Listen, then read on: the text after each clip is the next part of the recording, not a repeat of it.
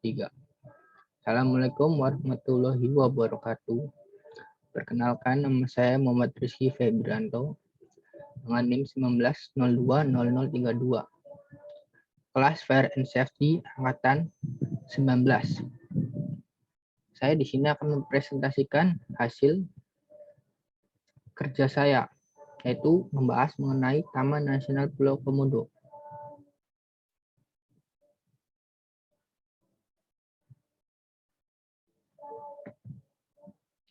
Letak geografis Taman Nasional Pulau Komodo, Nusa Tenggara Timur. Taman Nasional Komodo secara geografis terletak di antara 119 derajat 0295 sampai 109 derajat 4920 bujur timur dan 8 derajat 2435 sampai 8 derajat 52 lintang selatan. Sementara secara administratif, kawasan ini berada di kawasan Kecamatan Komodo, Kabupaten Manggarai, Provinsi Nusa Tenggara Timur, yang membentang di antara Pulau Flores dan Pulau Sumbawa. Topografi wilayahnya datar, berbukit, sampai bergunung-gunung. Bahkan di beberapa titik berupa lereng yang curam dengan kemiringan antara 0 sampai 80 derajat. Karena merupakan kawasan pertemuan lempeng, Sahul dan lempeng Sunda, wilayah ini memiliki beberapa gunung berapi. Misalnya Gunung Sanggaeng Api, sedangkan gunung tertinggi di kawasan TN Komodo adalah Gunung Satalibu dengan ketinggian 735 mdpl di Pulau Komodo dan Gunung Doraora 667 mdpl di Pulau Rinca. Tipe ekosistem Taman Nasional Pulau Komodo. Ekosistem di Taman Nasional Komodo terdiri dari ekosistem bawah laut akuatik, ekosistem sabana, dan ekosistem hutan atau terestrial. Tipe terestrial Taman Nasional Pulau Komodo. Padang rumput dan hutan savana 70% dari luas kawasan, mendominasi kawasan Taman Nasional Komodo dengan dominasi pohon lontar yang merupakan tumbuhan khas. Hutan tropis musim di bawah 500 mdpl sekitar 25% dari luas kawasan Taman Nasional Komodo, merupakan vegetasi hutan tropis musim dan jenis tumbuhan. Hutan di atas 500 mdpl jenis vegetasi yang terdapat pada ketinggian di atas 500 mdpl yang terdapat di puncak-puncak bukit antara lain rotan, bambu, dan lumut yang hidup menempel di bebatuan. Tipe akuatik Taman Nasional Pulau Komodo. Hutan bakau terdapat di teluk yang terlindungi dengan jenis vegetasi antara lain Rhizopora sp, Rhizopora mucronata, dan Lunicera racemosa yang merupakan jenis dominan. Namun secara umum terdapat pulau api-api dan komunitas pohon bakau. Taman Nasional Komodo merupakan penghalang atau benteng fisik alami terhadap erosi tanah. Akarnya menjadi tempat pembiakan, berpijah, dan daerah perlindungan bagi ikan kepiting, udang, dan moluska. Terumbu karang komunitas yang terdiri dari jumlah tumbuhan dan satwa perairan baik yang hidup maupun yang mati.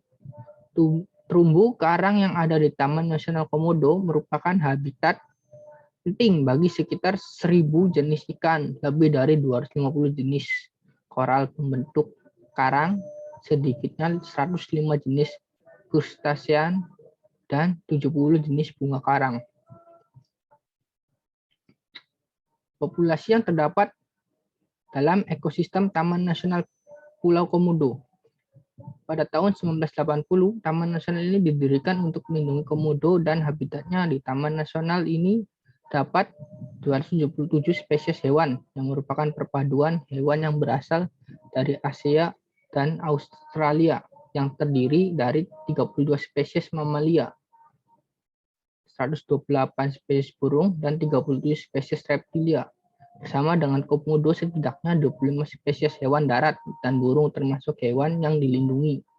Karena jumlahnya yang terbatas atau terbatasnya penyebaran mereka, selain itu di pembentukan terumbu yang ditemukan di sana dengan sekitar 1.000 spesies ikan.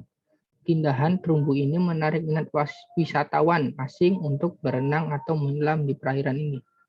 Pulau ini aslinya adalah pulau vulkanis. Jumlah penduduk di wilayah ini kurang lebih dari 4.000 jiwa pada tahun 1991.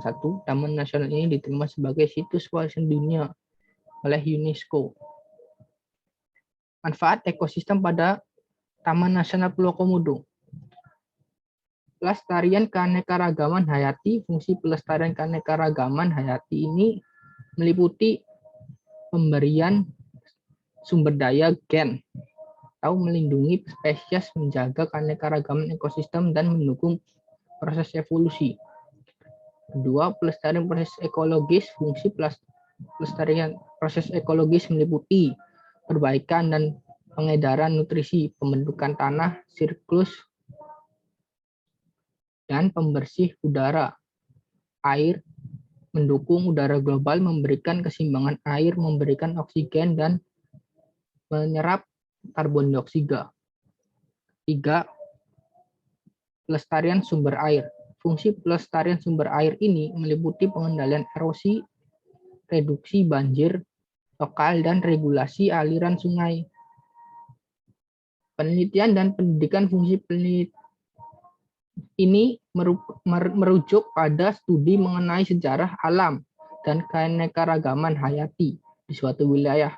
Ada manfaat dari fungsi penelitian ini, yaitu refleksi identitas, kontinuitas, dan keterlekatan. Fungsi penyangga bencana berhubungan dengan taman nasional yang berada di lokasi rawan bencana, misalnya Taman Nasional Bromo, Tengger Semeru sebagai daerah penyangga apabila terjadi erupsi vulkanis. Sebagai daerah penyangga, Taman Nasional mampu meminimalisasi kerusakan yang diakibatkan oleh bencana alam, sekaligus mengurangi korban jiwa. Permasalahan pada ekosistem, populasi sampah, penangkapan, dan pencurian ikan ilegal. Kemudian konflik manusia dengan komodo. Kemudian penguasaan dan pembangunan geopark Taman Nasional Komodo karena melanggar hukum dan merusak ekosistem. Kemudian saya akan menunjukkan koordinasi letak geografis dari Pulau Komodo tersebut. Nah, ini dia.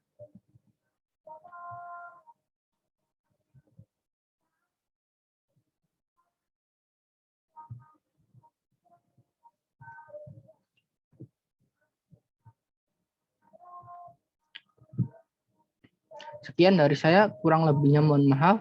Wabillahi taufiq wal hidayah. Wassalamualaikum warahmatullahi wabarakatuh.